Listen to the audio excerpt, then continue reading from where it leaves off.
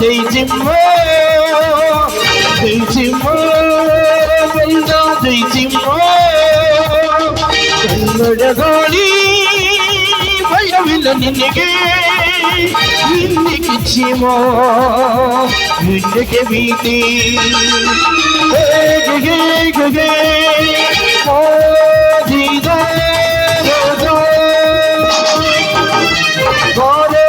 ನನ್ನ ರಾಜ ಬಾರೆ ನನ್ನ ರಾಜ ಹೇಗೆ ಹೇಗೆ ಶಂಭೋ ಶಿವ ಶಂಭೋ ಶಿವ ಶಿವ ಶಂಭೋ ಶಂಭೋ ಶಿವ ಶಂಭೋ ಶಿವ ಶಿವ ಶಂಭೋ ಹೇಗೆ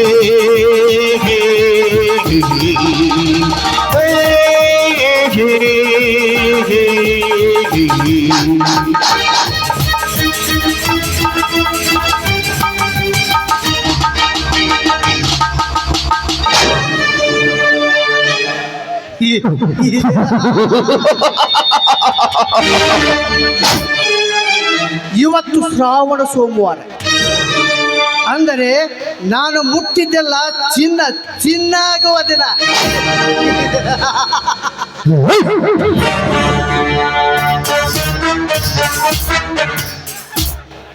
ಈ ನನ್ನ ಜನ್ಮದಿನದಂದು ಯಾವುದಾದರೂ ಒಂದು ಸುಂದರ ಹೆಣ್ಣು ಜಿಂಕಿ ಮರಿಯನ್ನು ಅಪ್ಪಿಕೊಂಡು ಮುತ್ತಿಟ್ಟಿದಾಗಲೇ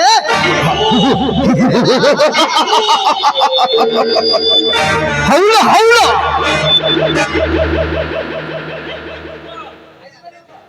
ಈ ಊರು ಕೀಳು ಜಾತಿಯ ರಾಮನ ಹೆಂಡತಿ ಸೀತಾ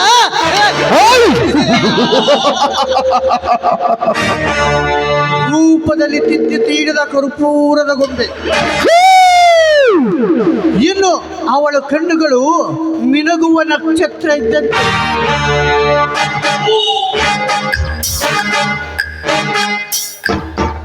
ಗಿಳಿಯಂತ ಚಂದನದ ಮೂಗು, ತೆಳ್ಳನ ಬಿದಿರಿನಂತಿರುವ ಅಂಕುಡೊಂಕಿನ ನಡ ನೋಡಿದರೆ ಸಾಕು ಷಂಡನಿಗೂ ಕಾಮದ ಪಿತ್ತು ನೆತ್ತಿಗೇರಬಹುದು.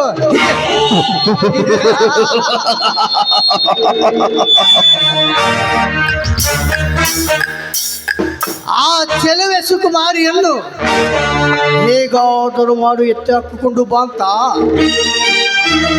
ಕೊಟ್ಟು ಕಳಿಸಿದ್ದೇನೆ ನನ್ನ ಅಂಗರಕ್ಷಕನನ್ನು.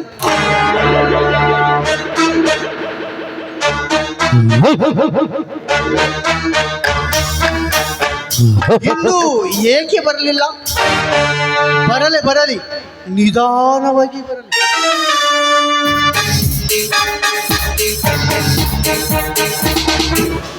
ಆರಿದ ಅಡುಗೆಯನ್ನು ನಿಧಾನವಾಗಿ ಉಂಡರೆ ಹೊಟ್ಟೆಗೆ ಇದ್ದ.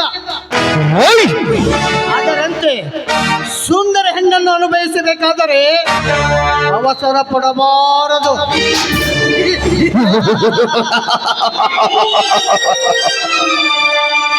ಮಂಗ ಲೇ ಮಂಗ, ಯಪ್ಪ ದಣಿಯಾರ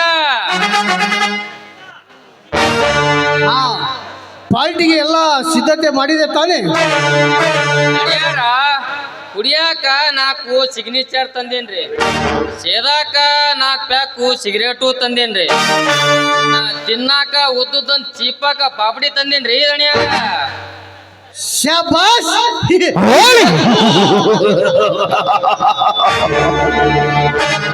ಊಟಕ್ಕೆ ಏನಾದರೂ ಹೊಸ ಐಟಮ್ ರೆಡಿ ಮಾಡಿದೆ ತಾನೇ? ಸಂಧಿ ಮನಿ ಸಂಘವಾಗ ಹೇಳಿ ಬಂದೇನ್ರಿ ದಣಿಯಾರ.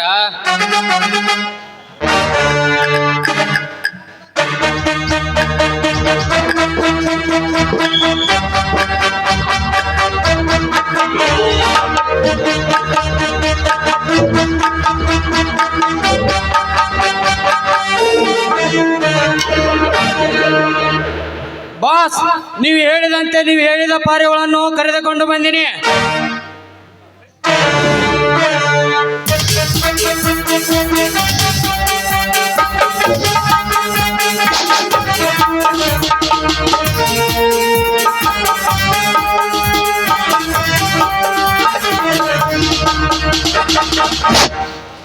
ಸೀತಾ ಹೋಳಿ ನೀನು ನಮ್ಮೂರ ಜಾತ್ರೆಯಲ್ಲಿ ಹುಟ್ಟ ಇಲಕೆಲ ಸೀರೆ ಅಂದ ನೋಡಿದಾಗಲೂ ನನ್ನ ಕಣ್ಣು ಮುಂದೆ ಬಂದು ನಿಂದಿರುತ್ತದೆ ಈ ನಿನ್ನ ರೂಪ. ಅಷ್ಟೇ ಅಲ್ಲ, ನನ್ನ ಮನದ ದೇಹದ ಸುಖ ನಿನ್ನ ದೇಹದ ಸುಖ ಬಯಸುತ್ತದೆ ಸೀತಾ. ನೋಡಿ ಎಮ್ಮೆಲೆ ಅವರೇ, ನೀವು ಈ ರೀತಿ ಪರಸ್ತ್ರೀಯರನ್ನು ಬಯಸಬಾರದು. ನಿಮ್ಮಂಥವರು ನಮ್ಮಂಥ ಬಡ ಹೆಣ್ಣವನ್ನು ಬಯಸುವುದು ತಪ್ಪು. ವಿಚಾರ ಮಾಡಿ. ವಿಚಾರ ಹೋಳಿ ವಿಚಾರ ಆಚಾರ ಬಾಡು ಮೂಡು ನನಗಿಲ್ಲ ಸೀತಾ. ಹೋಳಿ ಇವತ್ತು ನಾನು ತೆರೆಗೆ ಬಂದ ಸಂಭ್ರಮದ ದಿನ. ನಾನು ನಿಮ್ಮಂತ ಸುಂದರೊಂದಿಗೆ ಕಾಮದ ಸಪ್ತಸರ ನುಡಿಸಲೇಬೇಕು.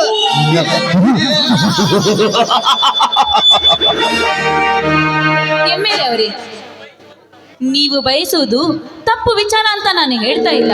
ಆದ್ರೆ ಈ ರೀತಿ ಪರಸ್ತ್ರೀಯರ ಮೇಲೆ ಕಣ್ಣು ಹಾಕೋದಕ್ಕಿಂತ ನಿಮ್ಮ ಮನೆಯಲ್ಲಿರುವ ಅಕ್ಕ ತಂಗಿಯರೊಡನೆ ನಿಮ್ಮ ಈ ಕಾಮದ ವೀಣೆಯನ್ನು ನುಡಿಸಿದ್ದರೆ ಇನ್ನೂ ಚೆನ್ನಾಗಿರುತ್ತಿತ್ತು ಅಲ್ಲವೇ?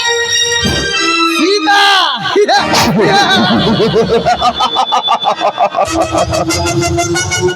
ಎಲುಬು ಇಲ್ಲದ ನಾಲಿಗಿದೆ ಎಂದು ಈ ಎಮ್ಮೆಲ್ಲನಿಗೆ ನೀತಿ ಪಾಠ ಹೇಳ್ತೀಯ ಸೂಳೆ. ಹೋಳಿ ಕಿತ್ತಳೆ ಹಣ್ಣಿನಂತಿರುವ ಈ ನಿನ್ನ ಗುಂಡಾದ ದೇಹದ ತುಂಬ ನನ್ನ ತುಟಿಯಿಂದ ಮುತ್ತು ಕೊಟ್ಟು ನನ್ನ ಕಾಮದ ಜ್ವರ ತಣ್ಣಗೆ ಮಾಡಿಕೊಳ್ಳುವುದೇ ನನ್ನ ಉದ್ದೇಶ.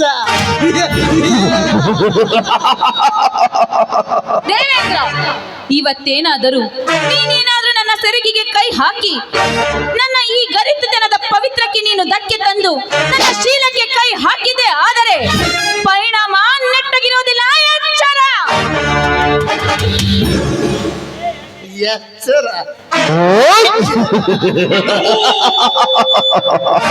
ಲೇಹನೆ. ದಿವಂಗತ ಕವಿಕಿರಣ ವೆಂಕಟರೆಡ್ಡಿಯವರು ಈ ಸಮಾಜದಲ್ಲಿ ಹುಚ್ಚರಿರುವರ ಎಚ್ಚರಿರು ತಂಗಿ ಎಂದು ನಾಟಕ ರಚನೆ ಮಾಡಿದ್ದಾರೆ.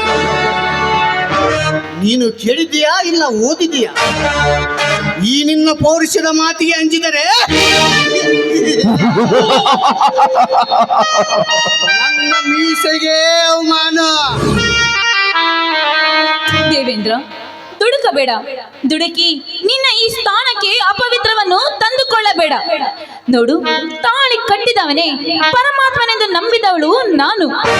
ಇದೇ ರೀತಿ ಈ ರೀತಿ ನಂಬದಿ ಒಳಗೆ ನೀನು ಶೀಲಕ್ಕೆ ಕೈ ಹಾಕಿ ನಿನ್ನ ಶೀಲವನ್ನು ಹಾಳು ಮಾಡಬೇಡ. ತಾಳಿ ಕಟ್ಟಿದವನು ತಾಳಿ ಕಟ್ಟುವುದವನು ಪರಮಾತ್ಮನೆಂದು ಈ ಸಮಾಜದ ಮುಂದೆ ನಿಮ್ಮಂತ ಬಣ್ಣದ ಸೋಗಿನ ಗರ್ತೆರು ಸಾಕಷ್ಟು ಮಂದಿ ಕಂಡಿದ್ದೇನೆ, ನೋಡಿದ್ದೇನೆ. ಸೀತಾ, ಯಾರಿಗೂ ಗೊತ್ತಾಗದಂತೆ ಒಂದೇ ಒಂದು ಬಾರಿ ತಕದಿಮೆ ಆಟ ಆಡೋಣ ಬಾರಿ. ನೋಡಿ, ನಾನು ಹುಟ್ಟುತ್ತಳೆ ಬಡತನದಲ್ಲಿ ಬೆಳೆದಿರಬಹುದು, ಆದರೆ ನನ್ನ ಶೀಲವನ್ನು ಮಾತ್ರ ನಾನು ಕಾಯ್ದುಕೊಂಡು ಜೋಪಾನವಾಗಿ ಬಂದಿದ್ದೇನೆ. ನನ್ನ ಕೊರಳಿಗೆ ತಾಳಿ ಕಟ್ಟಿದವನೇ ನನಗೆ ಪರಮಾತ್ಮ ಗಂಡ. ಉಳಿದವರೆಲ್ಲರೂ ನನ್ನ ಅಣ್ಣನ ಸಮಾನ. ಅಣ್ಣ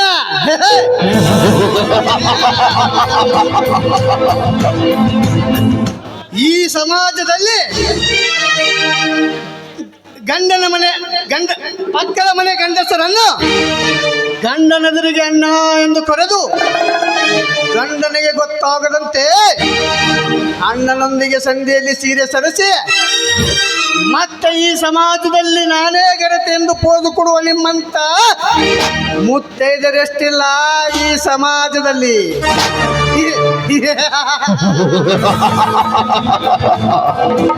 ಒಂದೇ ರಕ್ತ ಹಂಚಿಕೊಂಡು ಬಂದು ಅಣ್ಣ ತಂಗಿಯರು, ಅಕ್ಕ ತಮ್ಮರು ರಾತ್ರಿ ಬೆಚ್ಚಗೆ ರೂಮಿನಲ್ಲಿ ನಗ್ನವಾಗಿ ಕಾಮದ ತುತ್ತ ತೀರಿಸಿಕೊಂಡು ಬೆಳಗ್ಗೆ ಇದ್ದು ಈ ಸಮಾಜದಲ್ಲಿ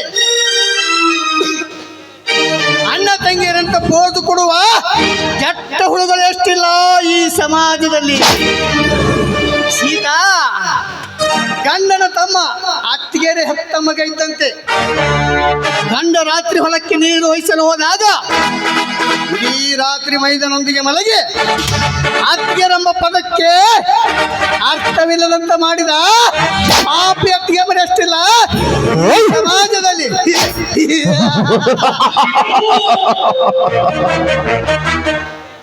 ಸೀತಾ, ನಿಮ್ಮಂತ ಸೋಗಿನ ಸೂಳ್ಯರ ಕ್ರೈಮ್ ನಿರ್ದ ಬರೆಯುತ್ತಾ ಹೋದರೆ ಬರೆಯಲು ಹಾಳಿಗಳೇ ಸಾಲುವುದಿಲ್ಲ. ಸುಮ್ಮನೆ ನೀನು ನನ್ನ ದೇಹಕ್ಕೆ ನಿನ್ನ ದೇಹ ಸ್ಪರ್ಶ ಮಾಡಿ ಏನು ಆಗದಂತೆ ಹೋಗುವ ಸೀತಾ, ಹೋಗುವ. ಮೃಗವೇ, ನೀನು ಒಬ್ಬ ಗಂಡಸ. ಮನೆಯಲ್ಲಿ ಗಂಡಸ ಇಲ್ಲದ ಸಮಯದಲ್ಲಿ ನನ್ನನ್ನು ಈ ರೀತಿ ಕಿಡ್ನಾಪ್ ಮಾಡಿ ಕರೆದುಕೊಂಡು ಬಂದಿದೆಯಲ್ಲ, ನಿನ್ನ ಈ ಏಸಿಗೆ ಜನ್ಮಕ್ಕೆ ಚಪ್ಪಲಿಯಿಂದ ಹೊಡಿಬೇಕು. ಸೀತಾ,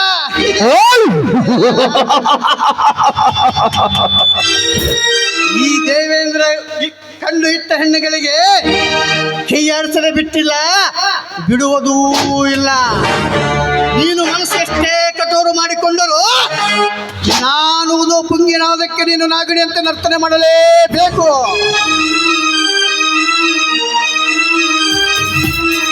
ಮುತ್ತಿನಂತ ಸುಮ್ಮನೆ ವೇಳು ಹಾಳು ಮಾಡದೆ ಮುತ್ತಿನಂತ ಸೀಜನು ನೀಡುವ.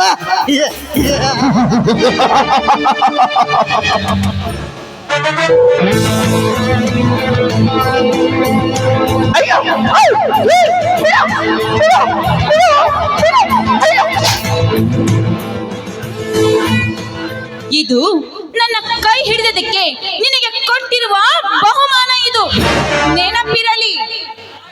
ಸೀತಾ, ಇದು ಪೆಟ್ಟಲ್ಲ, ಹಸಿದಿರೋ ನನ್ನ ಕಾಮದಾಹಕ್ಕೆ ನೀನು ಕೊಟ್ಟ ಮುತ್ತು.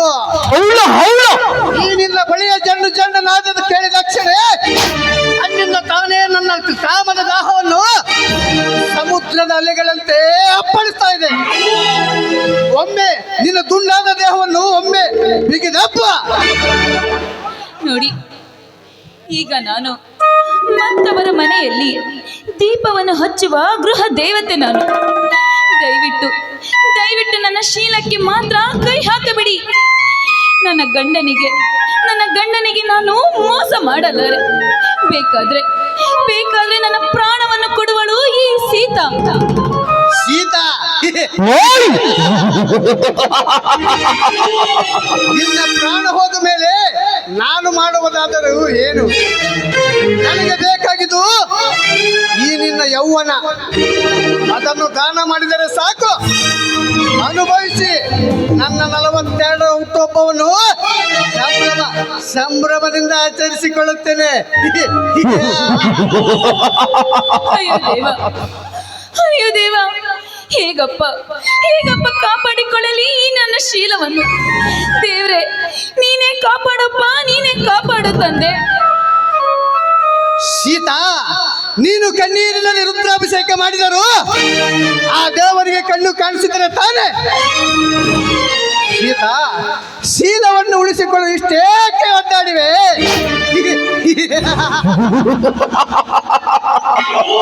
ಈ ಜಗತ್ತಿನಲ್ಲಿ ಮುಚ್ಚು ಮಾಡಿದ ಹಾದರವೇ ಅಲ್ಲ, ಸುಮ್ಮನೆ ಮುತ್ತಿನಂತ ಸಿಹಿಜೇನು ನೀಡುವ ಸೀತಾ, ನೀಡುವ.